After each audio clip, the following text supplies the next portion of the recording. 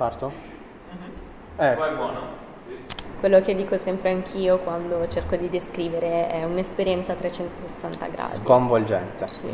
SN si basa su un principio che è Students Helping Students. Quest'anno abbiamo avuto le giornate di benvenuto al... come si nomina? Fatemelo dire bene.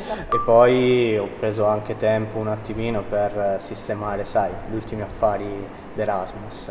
Sì, in realtà anche il mio prevedeva 9 mesi, però sono stata io che sono partita cauta. Esatto. Per me anche 3 anni.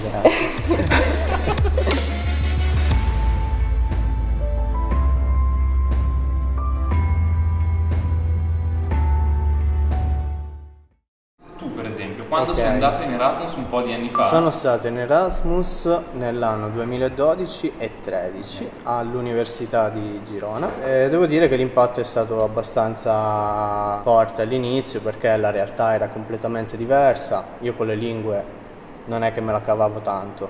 Tu fai l'Erasmus in Spagna, no? Dici farò lezioni in spagnolo, mal che vada inglese. No, erano tutte in catalano. Tu Irene invece, se non sbaglio, sei partita molto meno impreparata dal punto di vista linguistico, Sì, vero? io studiando lingue sono stata in Germania a Bochum, inizialmente per 6 mesi, avevo firmato il contratto per 6 mesi, che poi invece ho deciso dopo 3-4 mesi ho deciso di prolungare a 1 anno, insomma. E vedevo alcuni miei compagni che stavano lì 1 anno e dicevano, sì, nel semestre estivo facciamo questo e quest'altro, e poi qualcuno mi diceva, dai, prolunga, stai qui. Cioè, i primi tempi sono stati una figata, diciamo, ogni giorno conosci gente nuova proveniente da ogni paese del mondo. Quando lo fai e hai 20 anni ti metti già davanti una serie di opportunità che possono realmente cambiare la prospettiva durante gli anni. Infatti questo è stato, diciamo, la motivazione più grande. Per me SN Bochum è stato fondamentale, devo dire, perché appunto erano loro il punto di riferimento per gli Erasmus. SN è un'associazione che nasce dal progetto Erasmus. Ha questa componente fondamentale che è quella del contatto diretto tra chi ha già vissuto l'esperienza o chi può aiutare lo studente in mobilità in maniera concreta. Siamo presenti in 44 stati, una mole di 15.000-20.000 volontari. Era il giugno del 2015 quando ho mandato un'email al vicepresidente del SN Italia dicendo siamo un gruppo di studenti, abbiamo questo numero di Erasmus e lavoriamo su queste città, vorremmo fare parte del vostro network.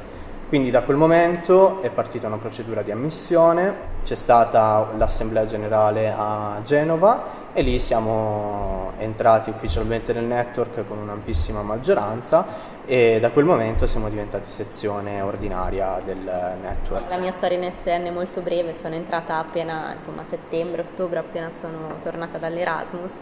L'ho fatto forse per una ragione un po' più egoistica, fra virgolette, nel senso volevo ricreare e ricercare in qualche modo anche qui quell'ambiente multiculturale, variegato che avevo trovato là.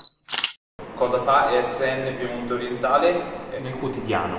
Nelle associazioni locali questo poi si concretizza in vari progetti, tra cui al momento di arrivo i Welcome Days, che sono queste giornate di benvenuto.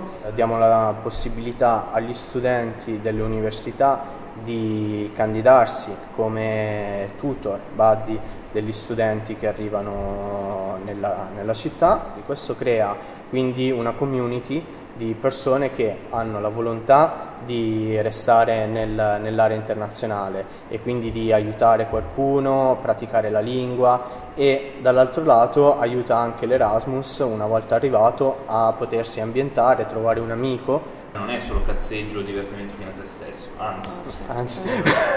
L'esperienza finora che riguardo sempre SN che mi ha lasciato di più forse è l'incontro culturale Erasmus che si è tenuto a Roma, che è un evento organizzato a livello nazionale, quindi da SN Italia, a cui partecipano tutte le sezioni italiane di SN. Io ho accompagnato, sono stata responsabile di sezione della sezione del Piemonte Orientale, ho accompagnato il nostro gruppo di Erasmus. Lì forse ho sentito davvero il gruppo, poi alla fine del viaggio sono tutti venuti a ringraziarmi dell'organizzazione e tutto, e lì mi sono sentita come dire, un po' apprezzata. Sì. Complimenti sui gruppi, riceveva Elena. No, e lì ho sentito appunto il feedback. Nel momento di arrivo, il primo impatto, il fatto di avere qualcuno che ti guida, che ti consiglia, che ti sta comunque accanto anche nel relazionarsi con gli altri, nel far sì che il gruppo sia coeso, poi determina tutto quello che è il seguito dell'esperienza. Ti aiuta insomma a farti vedere quello che c'è al di fuori delle tue quattro mura, cioè torni che tutto ti sembra più stretto. Quello che ti lascia è molto più profondo di un'esperienza all'estero qualunque, perché ti restano gli amici, ti restano le competenze, ti restano i ricordi. Quando decidi di fare del volontariato di accoglienza è perché tu hai già provato cosa significa avere un punto di riferimento e quanto questo punto di riferimento sia stato utile per te durante la tua esperienza. Essere internazionale significa saper accogliere.